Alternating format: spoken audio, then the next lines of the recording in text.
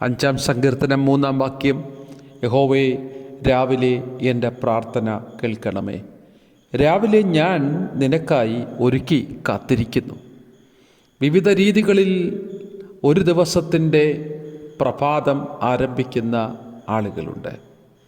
എന്നാൽ ആ ദിവസം വിവിധ തിരക്കുകളിലേക്ക് നാം സഞ്ചരിക്കുമ്പോൾ, പലവിധമായ ആളുകളെ നാം കണ്ടുമുട്ടുമ്പോൾ, ഒരു ദിവസം എങ്ങനെ ആരംഭിക്കണം എന്നുള്ളത് വിശുദ്ധ വേദപുസ്തകം നമ്മോട് പറയുന്നു.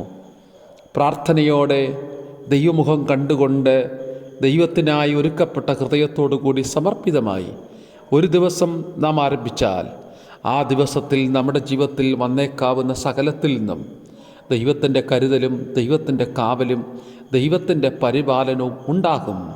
പ്രാർത്ഥനയോടെ നമുക്കൊരു ദിവസം ആരംഭിക്കാം. ദൈവം നമ്മെ അനുഗ്രഹിക്കട്ടെ.